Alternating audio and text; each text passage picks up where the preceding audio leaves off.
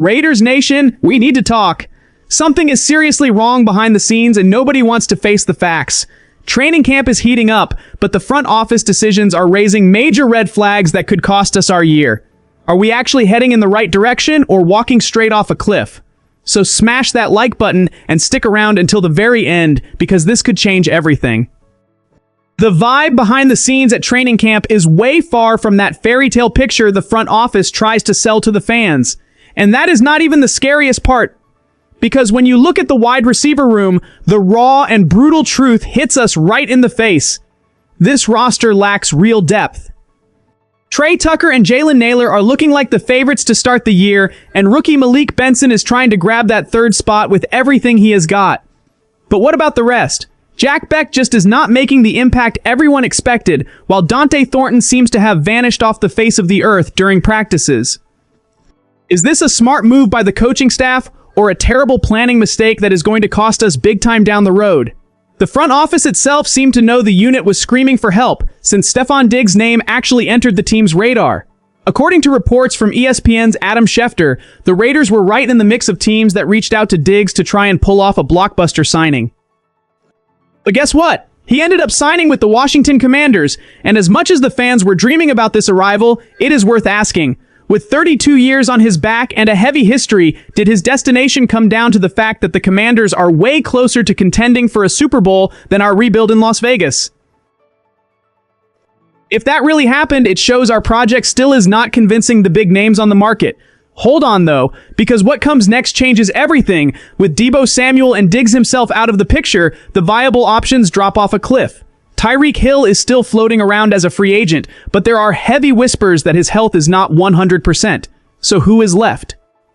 Keenan Allen pops up as an alternative on the table, 34 years old, but coming off a solid season with 777 receiving yards.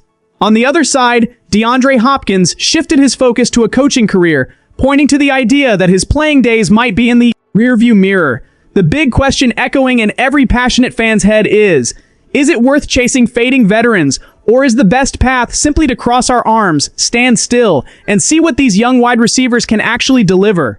While this uncertainty on offense keeps everyone up at night, another piece of news shook up the training camp in a wild way.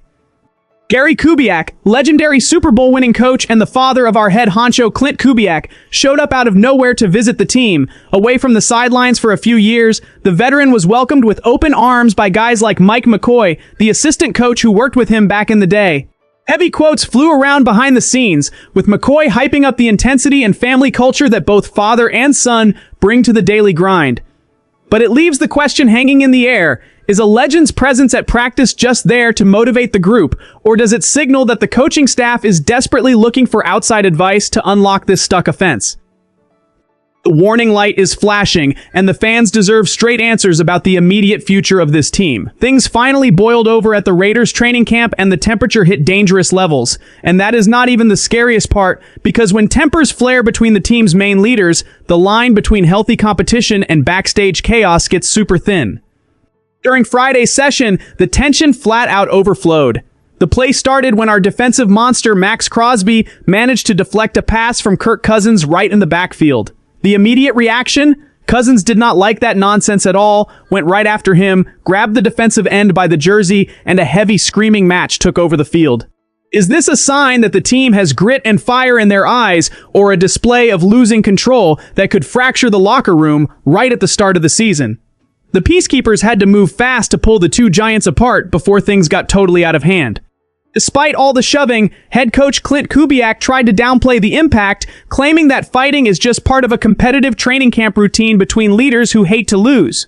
Hold on though, because what comes next changes everything. On the offensive side, tight end Michael Mayer made sure to stick up for our quarterback, praising the attitude of a guy who never backs down and shows serious fire to protect his squad. Turns out, the pressure on Cousins goes way beyond the practice field skirmishes.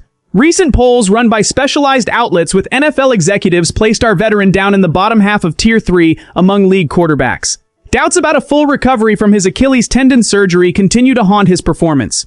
General managers around the league are already openly questioning whether his arm and mobility still have the juice to survive the grind of a 17-game season at a high level. And with young rookie Fernando Mendoza breathing down his neck ready to prove himself, every single bad pass gets blown way out of proportion. The big question hammering inside our heads is, does Cousins have enough gas left in the tank to guide this transition, or are we looking at an expensive bet that is going to crash on the first tough turn of the championship? The answer to that is going to set the tone for our entire year. The noise of training camp spares nobody, and the roster cuts started collecting their toll behind the scenes. And that is not even the scariest part, because when a young talent shows out but still gets shown the door without warning, we are left wondering what the coaching staff's criteria even is. Former BYU safety Tanner Wall had left a solid early impression with his work ethic during the first few days of work in Las Vegas. But all that grind was not enough to keep the guy on the roster, resulting in a cut that caught a huge chunk of the fan base by surprise. Is this a necessary cleanup to make room for who actually matters, or a waste of potential that we are going to regret later? The good news for the kid is the market never sleeps. As soon as he hit the waiver wire, the Miami Dolphins moved fast to lock down the athlete's signature. At 26 years old and bringing an interesting transition from wide receiver to safety, Wall is now going to try and carve out a role with another AFC franchise, leaving our defense without that depth piece. Hold on though, because what comes next changes everything. While some guys are walking out, the defensive unit as a whole has been flashing surprising signs of life and quality in training camp.